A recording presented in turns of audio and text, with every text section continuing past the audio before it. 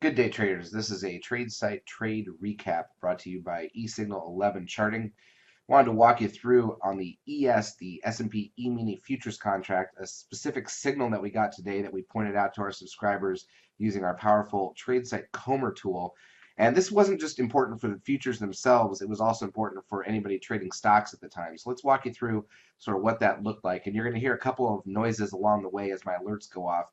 But we're going to walk back through Tuesday, September 24th, 2013, in 5-minute bars. That's the chart you're looking at right here on the ES. We're about an hour into play at this point in time. You can see we've headed lower for this session after opening flat from the prior day's close. We've headed a bit lower, and we're going to just let this thing start ticking forward and watch how this plays out. And I'm going to pause it at a couple of key points just so you can see what we were looking at. So as you can see from this point, we start to get an uptick in the market, and we're getting a count towards our setup phase. That loud sound you just heard is the 9-bar setup phase completing on the ES for the sessions. This happens around 11 p.m. Eastern time, just after it. So now that we have a setup phase in play, the Comber count begins, and this is the more important count. This is what we call a 2-bar look back methodology. It does not have to be consecutive bars. Does have to make new highs, is the short version for each of the counts to continue. So we get to go back to the beginning of the setup phase for this count, and the magenta numbers, the sort of pinkish numbers, are what you're looking at.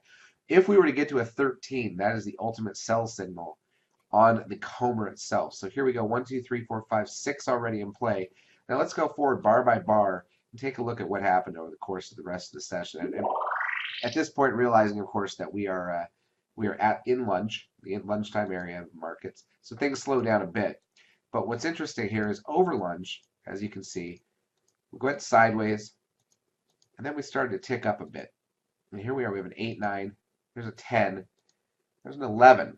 And what I commented, we get a little pullback here. We need a new high to get the 12 and the 13. But what I commented into the room for our subscribers was, if we just get 2 more bars that take out the highs of the current activity, we're going to get a 13 sell signal here on the Comber.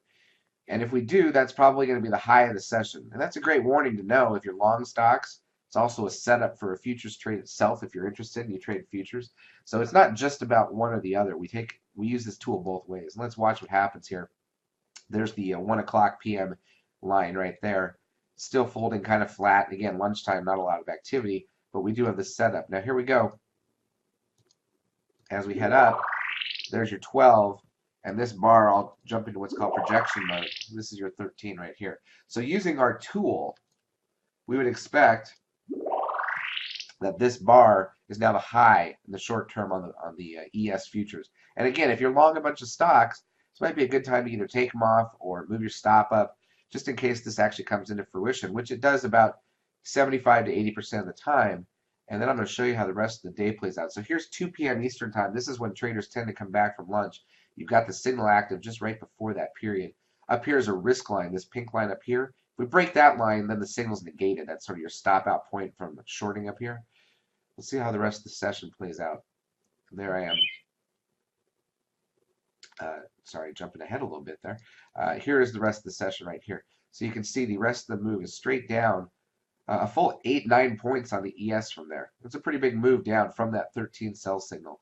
So again, it's really important to use that tool, not just to pick an entry point for futures. You could have shorted the futures up here when that happened.